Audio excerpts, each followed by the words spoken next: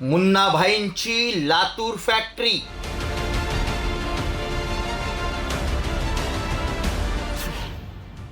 कुलकर्णी नंतर सीबीआयच्या मोटेगावकरला बेड्या.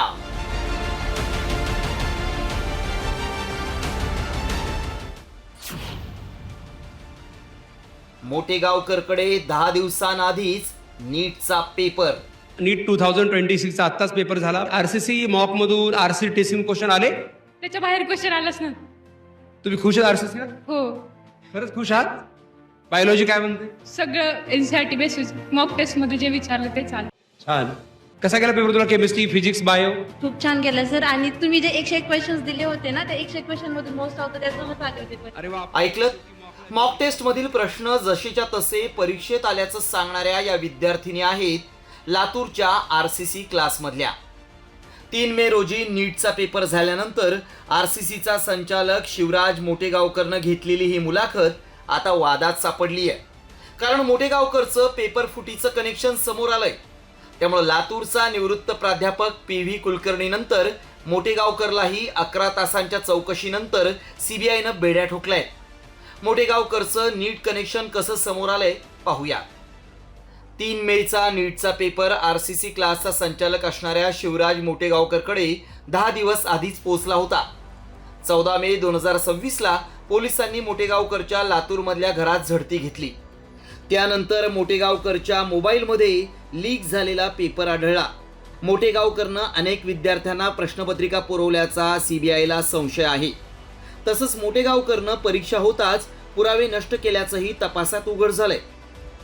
मात्र तपासात मोटेगावकरनं पेपर खरेदी केलेल्या विद्यार्थ्यांची नावं सांगण्यास टाळाटाळ केल्यामुळं मोटेगावकर पेपर फोडणाऱ्या संघटित टोळीचा सदस्य असल्याचा संशय आहे.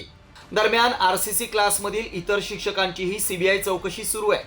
मात्र आरसीसी क्लासमधून कोट्यवधींची उलाढाल कशी चालायची पाहूया. लातूरमधील एका कॉलेजमध्ये केमिस्ट्री विषयाचे प्राध्यापक असणाऱ्या शिवराज मोटेगावकरनं 20 वर्षांपूर्वी नोकरी सोडून रेणुकाई कोचिंग क्लासेस सुरू केले. त्यानंतर आरसीसी पॅटर्न म्हणून महाराष्ट्रातल्या अनेक शहरात मोटेगावकरनं कोचिंग क्लासेस उभारले. दरवर्षी नीट परीक्षेच्या निकालात आरसीसी पॅटर्नची अनेक मुलं यशस्वी होतात. त्यामुळे हजारो विद्यार्थी आरसीसी क्लासमध्ये प्रवेश घेतात. लातूरमध्येच आरसीसी क्लासेसची 400 विद्यार्थ्यांची एक बॅच. अशा दिवसाला 10 बॅचचे 4000 विद्यार्थी रोज क्लाससाठी येतात. एका विद्यार्थ्याची वर्षाला अंदाजे 70 ते 80 हजार कोचिंग फी आहे. त्यामुळं मोटेगावकर वर्षाला कोट्यवधी रुपयांची उलाढाल करायचा. लातूर पॅटर्नच्या आकर्षणामुळे अनेक सामान्य पालकांनी आपल्या मुलांना लातूरमध्ये नीटच्या तयारीसाठी पाठवलं. मात्र हेच लातूर आता पेपर फुटीचं केंद्र बनल्याचं समोर आलं आणि नीट परीक्षा रद्द झाली.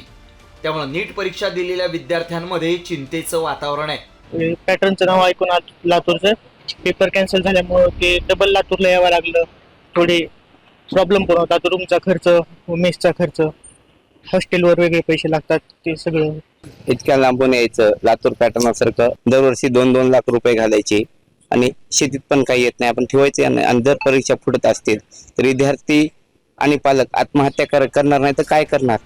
गेल्या काही वर्षात लातूर पॅटर्नच्या नावाखाली लातूरमध्ये खासगी कोचिंग क्लासेसचं पेव फुटलंय. क्लासेसचे विद्यार्थी राज्यात अव्वल आल्याचा मोठा गाजावाजा होतो. मात्र ते टॉपर विद्यार्थी मूळचे त्या क्लासचे नसल्याची चर्चा होते. त्यामुळे एकेकाळी गुणवंत विद्यार्थ्यांची खाण असणारा लातूर पॅटर्न आता मुन्नाभाईंची फॅक्टरी म्हणून बदनाम होतोय. मात्र यामुळे लाखो विद्यार्थ्यांच्या भवितव्याशी खेळणाऱ्यांवर कडक कारवाईची गरज आहे. ब्युरो रिपोर्ट, साम टीव्ही न्यूज.